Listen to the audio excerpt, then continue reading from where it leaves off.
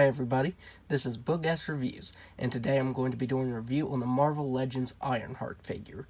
I'm finally back to doing reviews. I've been really busy lately, and I got sick, so that's why I haven't done any reviews. I'm still a little sick, but I'm going to try and power through it to start getting some more new reviews out. So before we take a look at Ironheart, let's take a look at all of the accessories that she comes with. So first up, she comes with the right leg of the Ursa Major Build-A-Figure. And this looks pretty good. It's got some really good sculpt detail to it and even some shading there. So yeah, I'm really looking forward to completing this Build-A-Figure. This is the first piece I have to it. Up next, she comes with her repulsor hands. Up next, she comes with brand new repulsor effects, and these look really nice. It's done in a really nice translucent blue color, and I really hate those old repulsor effects. They've just been used so many times. So I hope that Hasbro starts using these more. It would be refreshing to see them use some new repulsor effects instead of those old ones that have been used countless times. Up next, she comes with these smoke effects for her repulsor blasts. And I'm not really a fan of the way these look on the figure. I just don't think it looks that good at all. I think it looks better just with the plain repulsors. You might also be able to put these on the feet. I think I have these on here the right way. But yeah, I'm not really a fan of the way these look.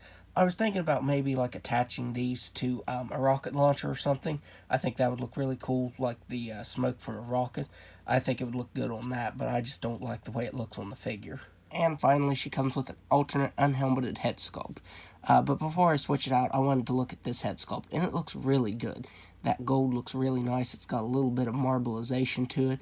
The red isn't as metallic as I'd like, but it is kind of shimmery and it's pretty shiny, so it's not too bad. So for her final accessory, she comes with the unhelmeted head sculpt. This is a really good head sculpt.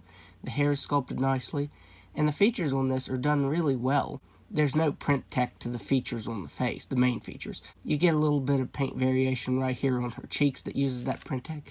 It's very subtle, but if you look really close, you can see there's some pixelation where they put some paint variation right there. But the eyes and eyebrows and the lips are actually painted on. And these eyes look really nice for not being printed on. I've gotten used to those printed on faces. And this looks really good for being painted on. So yeah, this head sculpt looks really nice. I've wanted an Ironheart figure forever, and this doesn't disappoint. The body looks good. As I said, the armor is done in that shiny, shimmery plastic. It's not quite metallic. I do wish it would have been metallic. But it does look good. At least they used a shimmery color for the plastic. You get some blue right there on the chest and some gold. That gold looks really good. I like how that gold looks. You get some touches of matte black. You get some more good sculpt detail to the armor. And then some gold on the toes. Also, I wanted to mention that I don't even remember the last figure that had, the female figure that had double jointed elbows. Was it Proxima Midnight? She might have been the last one. Or maybe it was Pepper Potts. The MCU 10th anniversary one had an alternate Iron Man arm that had a double jointed elbow. But yeah, it's really good to see these. I've gotten used to those single cut joints right there at the elbow, so it's really odd seeing double jointed elbows. But I think Hasbro confirmed they're going to start doing that with female figures. So yeah, it's really nice to see that on this figure after all this time. So now let's go over her articulation.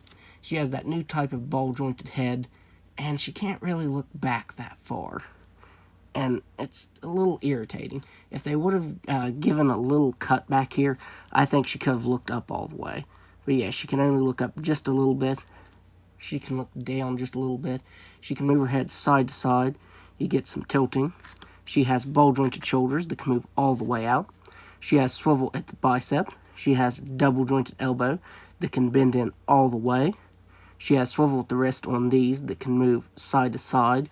The other ones have normal swivel that move up and down, but these don't. And I wish Hasbro would start giving us some movement with these, because I use these as relaxed hands too on my figures. But since these only have one swivel, I can only use them for this. She has a ball-jointed diaphragm that can move back a little bit, but then you can see some gappage right there. She can barely crunch forward. Can move side to side. She has ball-jointed hips that can't quite do a split. If you look, they actually gave some clearance right here, so when you kick forward, it won't chew the plastic up, and I really like that. because on previous figures, some of them don't have enough clearance right there on that joint, and it gets chewed up, and the plastic gets some marks in. So I'm glad that Hasbro gave enough clearance right there. She can kick back all the way. She has swivel at the thigh, double jointed knee that can move back all the way, and swivel ankles that can move down all the way, up all the way, and an ankle rocker. So now, let's do some size comparisons. So first up, here she is next to my custom Riri Williams I have. I can't remember who made this for me. I feel awful because I can't remember who made it for me. This was made for me years ago. I think it might be on the Misty Knight body mold. But yeah, this is the one I've been using in my display. The only bummer is I can't switch the head sculpts out. The peg is way too tiny to switch the Riri head sculpt to this one. Here she is next to AI Iron Man. Here she is next to Infamous Iron Man. Here she is next to Iron Man 2020. Here she is next to Mary Jane. And finally, there she is next to some of her Champions teammates. And we do have quite a few members of the roster, so it would be nice to see some more figures from the Champions made. Amadeus Cho Hulk, Viv Vision. Is there anyone else? I'm sure I'm forgetting some members. But yeah, we do have a nice amount of them so far. So overall, I would highly recommend picking this up because this is an awesome figure. I have been waiting years for Hasbro to make Riri, and this figure does not disappoint. It is really nice. The only drawback is the articulation there in the head. Some of the figures that use that ball joint have had some pretty good articulation, but others struggle to, have some really good articulation there. So yeah, I would like it if Hasbro would tweak the articulation there a little bit. Maybe give it the Spider-Man treatment, give it a little cut there at the back of the neck to allow for some more movement. But other than that, this is a really, really awesome figure and a nice start to the wave. So that's my review. If you like this review, be sure to hit the like button and subscribe to my channel. Thanks for watching.